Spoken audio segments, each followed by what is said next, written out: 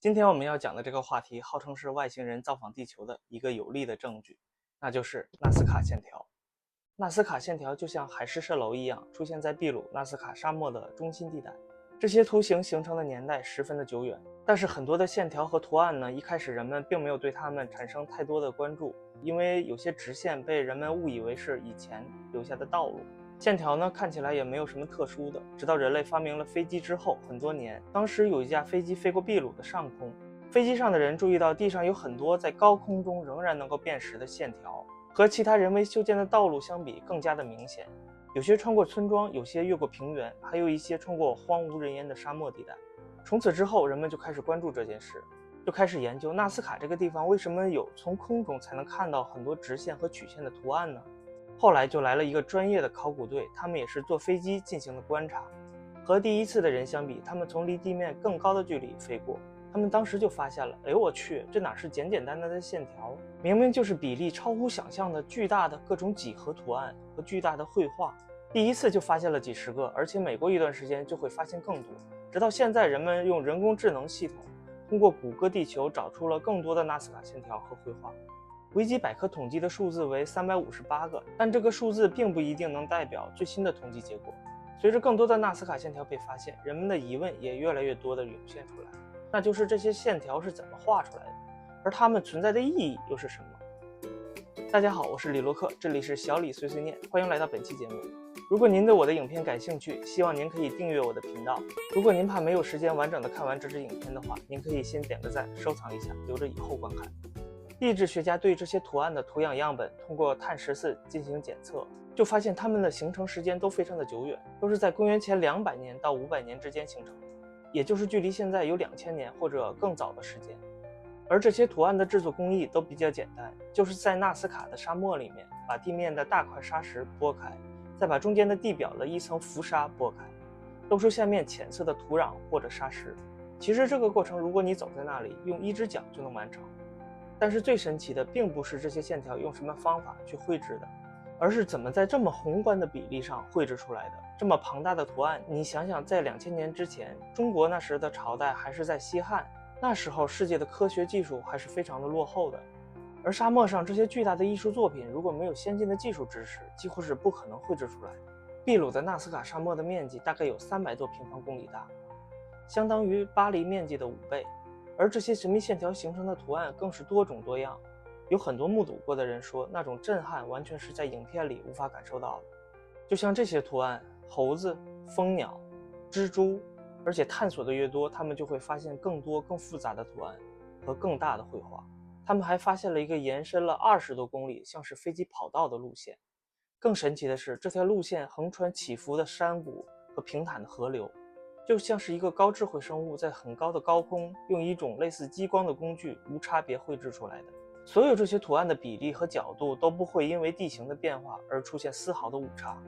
就算是它穿过了一座山峰的山脊，从高空上看它也是一个完整的画面，而山峰对这个画面丝毫没有影响。其中有一段巨大的长方形线条，后来偶然间被地质学家发现，这条线条正好与太阳升起和下落的方向相吻合，这似乎和某些星象、星座、节气的计算有着一定的联系。但是这种学说并没有更多更自洽的解释，影片的后面我们会对它进行进一步的解释。在1970年外星人狂热的高峰期，很多人认为纳斯卡线条是外星人飞机降落的跑道，那些图案就是导航的信标。当然这些理论就认为这些不可思议的线条就是高等文明制作出来的，因为我们分析其中一些小的图案还容易用我们已知的理论去解释，但是其中有一些特别庞大的绘画图案是你站在地面上完全无法看到全貌的，更何况是去绘制它了。你就想象一下，一条线穿过远方的山峰，画到山峰对面的平原地带，还是一条直线，这怎么可能完成呢？这种解释就说，如果当时人类没有发明出来类似热气球的飞行器，是完全无法绘制的。但是即使发明出来了，在热气球上的人又是如何指挥下面的人进行施工的呢？就像这张图，这是在很晚的时期才被发现的一个图形。早年用飞机航拍的时候，只发现了其中的2段线条，最后是使用卫星才完整的看清楚整个图案。另外，印加人在殖民秘鲁之后，一直也没有奴隶制度，所以就不会像修建埃及金字塔一样，指挥老百姓说我要修一个金字塔，人们愿不愿意都必须参与去做。虽然印加人在公元前10世纪建造了宏伟的城市马丘比丘，但是这些和纳斯卡线条对比来说，技术水平根本不在一个时代啊。所以一种更合理的解释就出现了，考古学家被一个更加古老的文明纳斯卡文明所吸引。这些人群在2000多年前就定居在沙漠中，一住就是7个世纪，也就是远早于印加人。这句话说起来很容易啊，他们很早就在沙漠定居了。但是你想象一下，在沙漠中世代定居，这是个什么概念？他们研究就说啊，2000年前那里虽然是很热，但是这片广袤的大地上是有河流穿过的，所有的水源大多数来自于安第斯山脉，所以当时人们是有水可用，可以用它来生活和灌溉农作物。而那里所有的纳斯卡绘画都标志着当地的水源、河流和地下水的位置。而这片土地几千年来几乎没有被雨水侵蚀，所以土壤极其的肥沃。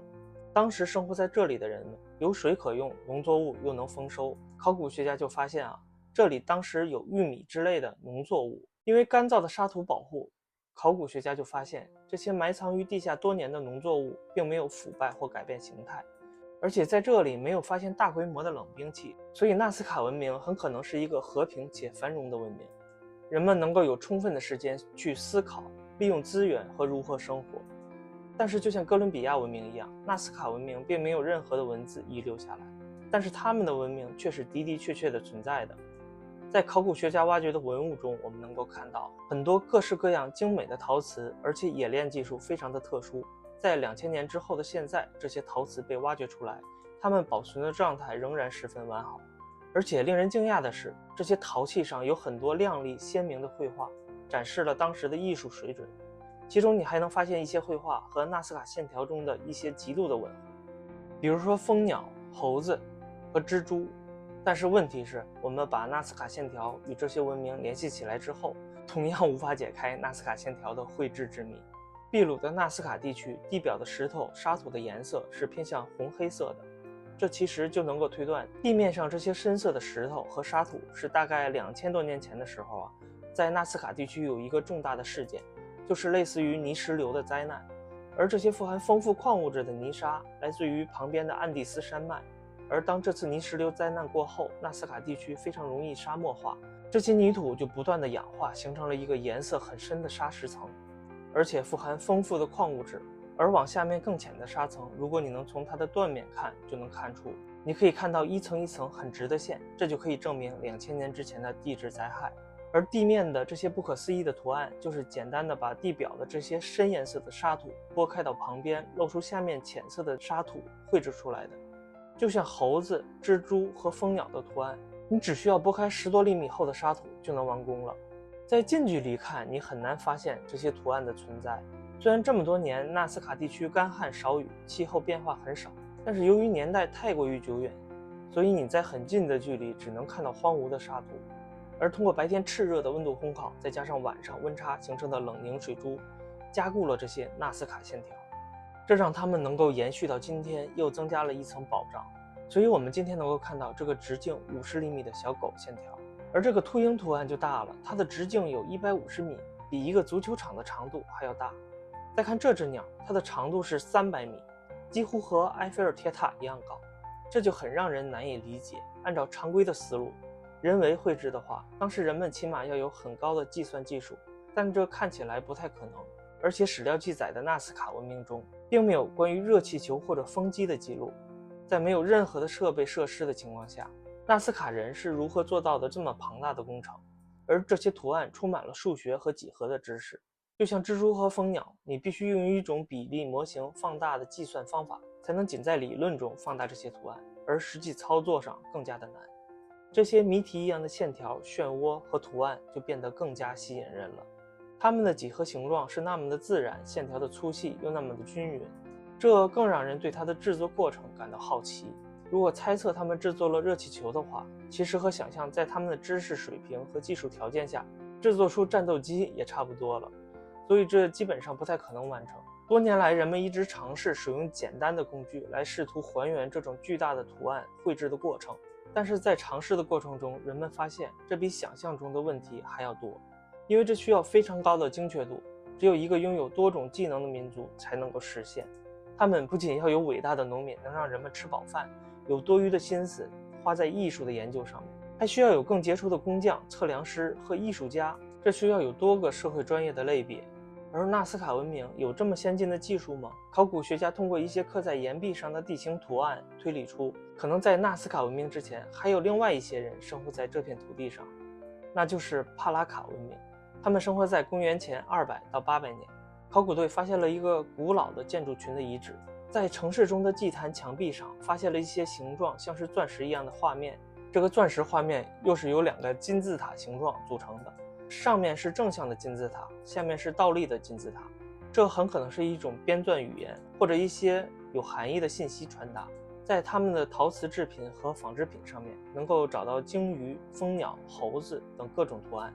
在纳斯卡线条的周围有一座卡拉奇城，占地面积1.5平方公里，以一座金字塔形状的祭坛为中心，围绕着各种建筑还有用走廊台阶组成的迷宫，里面奇迹般地发现了很多珠宝和各种生活用品，手镯、刷子、梳子，它们还有大量的食物、蔬菜和谷物。经过2000年的时间考验，这些物品几乎完好无损，同样也是拜当地的气候和沙土所致。这里面有个特殊的发现，就是这里面有很多的瓷器是损毁的，而奇怪的是，它们很大程度上是人为主动造成的。这可能说明整个城市很可能不是主要用来居住的，而实际上它是一个巨大的祭祀场。而出土的物品中很多都是用来祭祀的祭品，祭品中甚至还有人类，这就像西班牙的梵蒂冈。人们穿过很远的距离来到这里，参加这里的祭祀活动。这里有些出土的很形象的粘土模型，能够证明这种说法。这个场景表现出的是一个仪式正在进行中的状态。我们能够看到中间的人物是主角，他可能是个萨满，正在进行葬礼或者某种仪式。但是这些仪式的意义何在呢？纳斯卡线条和纳斯卡人之间又有什么联系呢？另一件考古发现会为我们提供更多的线索。利马国家考古博物馆保存的一批织物表明，纳斯卡人仿佛已经把纺织的技术发挥到了极致。在戴面具的萨满手中有许多的动物，5只蜂鸟正在一朵花上吮吸蜂蜜，这里还有一只虾。这种纺织技术在现在来说也是很有技术含量的，细节都制作得这么好。所有这些蜂鸟、青蛙、秃鹫在沙漠中的纳斯卡线条中几乎都能找到，所以这个重要的联系就证明了纳斯卡线条很有可能是当时当地的某种仪式，或者和某些祭祀活动有关。那这些图案难道说就是神灵吗？那他们为什么要绘制这些种类的动物呢？如果我们能够跳脱出来看看安第斯文明，南美洲的人民崇尚各种动物，而这些动物中蜂鸟是纳斯卡人最喜欢的符号。为什么呢？我给大家解释一下，蜂鸟这种动物有一个自我保护的机制，如果有动物攻击它们的话，蜂鸟就会跌落到地上死掉，连心脏都停止跳动了。但是当天敌远离它之后呢，没几分钟它又会飞起来，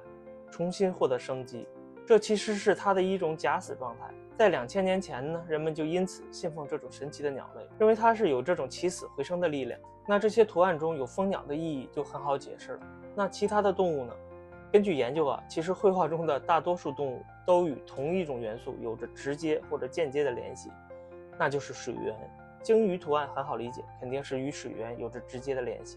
那么猴子呢？它本身就是森林动物，所以也与水有关。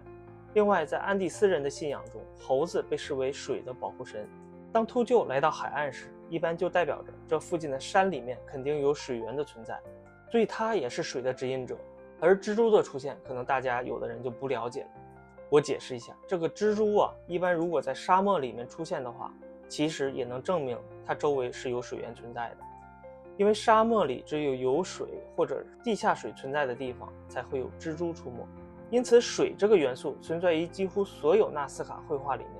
那我们也可以大胆地猜测，这些符号的出现是为了祈求雨水或者河流地下水源源不断，不会枯竭。而纳斯卡人似乎是在寻求与神进行交流，而创造了这些神从上面才能看到的神秘的线条和图案。而他们当地人对水的运用也是到了极致，他们修建了数百个类似于水井的采集地下水的工程，样子就像是一个螺旋形的水井。你不要小看这种螺旋结构，它不仅能够让人很方便地走到下面取水，而且还是一种实用的风力引导系统。地下水不仅不会蒸发掉，而且风力还会将这些地下水引出，通过修建的水道灌溉农作物。这个巧妙的设计让他们一年四季都有水可用，而这种设计延续到了现在，至今仍然有40个小型的水井运河仍然有人维护和使用。而不久之后，这些纳斯卡线条的绘制之谜又有了一个新的解释。人们研究就发现这些线条的内部浅色区域似乎经过不止1-2次，而是经过反复的外力冲击，就好像是线条被践踏过无数次才最终形成的。如果你把它想象成一些多人参与的群体祭祀活动的话，很多人排着队，依着线条的形状不断向前行进踩踏形成的。按照这种思路思考的话，你就会推断出一个自洽的新的发现，就是如果你仔细观察的话，你就会发现每一个地面出现的纳斯卡线条的图案都有一个入口和一个出口，就像是一个通道一样。因此这可以更加合理的被认为是人群排着队从图案的入口进入，走过整个图案，最后再从出口走出。这虽然不能够完美的解释纳斯卡线条的形成，但是起码多增加了一种合理的解释。另外，如果你通过卫星照片对这些线条进行观察，你就会发现很多线条上面都会有一些异常的深颜色标记出现在不同的纳斯卡线条上，一共有50多处，而且都是梯形的，乍一看它们就像是个土丘，但是经过对一处土丘的研究发现，这其实是一个平台，而且这个平台内部有玉米、豆子、山谷中的植物、农产品和陶瓷的碎片。那说到这里，大家应该都能够明白了，这其实是一个祭坛，而里面是各种各样的祭品。